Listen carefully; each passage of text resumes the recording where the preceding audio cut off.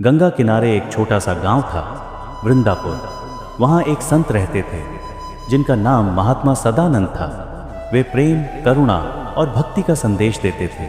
होली का दिन था और गांव के लोग महात्मा के पास आशीर्वाद लेने आए। गुरुदेव, हम होली तो हर साल खेलते हैं, परंतु इसका गूढ़ अर्थ क्या है? एक युवक ने जिज्ञासावश पूछा। महात्मा मुस्कुराए और बोले, मैं तुम्हें एक प्राचीन कथा सुनाता हूँ जो होली का असली अर्थ समझाएगी।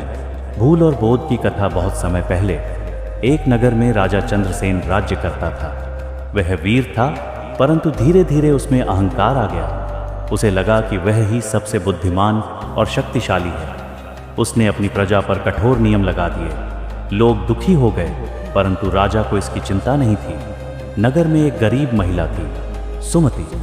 वह भगवान कृष्ण की परम भक्त थी। एक दिन जब राजा का रथ सुमति के घर के पास से गुजरा तो उसने भगवान का नाम लेते हुए गुलाल उड़ा दिया। लाल गुलाल की बौछार राजा के शरीर पर पड़ी।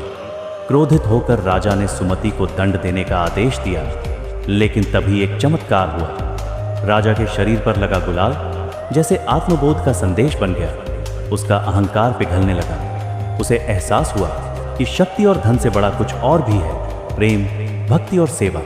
उसने सुमति से क्षमा मांगी और अपने राज्य में प्रेम और दया का संचार किया। महात्मा सदानंद बोले, बेटा, होली केवल बाहरी रंगों का खेल नहीं, यह आत्मा के भीतर प्रेम, क्षमा और अहंकार के विसर्जन का पर्व है।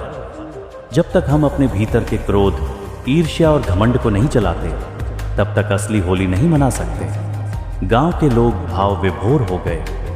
उस दिन उन्होंने केवल एक दूसरे पर रंग नहीं डाला, बल्कि अपने दिलों में प्रेम और भाईचारे के रंग भी भर लिए। तो आओ, इस होली पर हम भी अपने अहंकार और नकारात्मकता को जलाकर आत्मा को प्रेम और भक्ति के रंगों से सराबोर करें।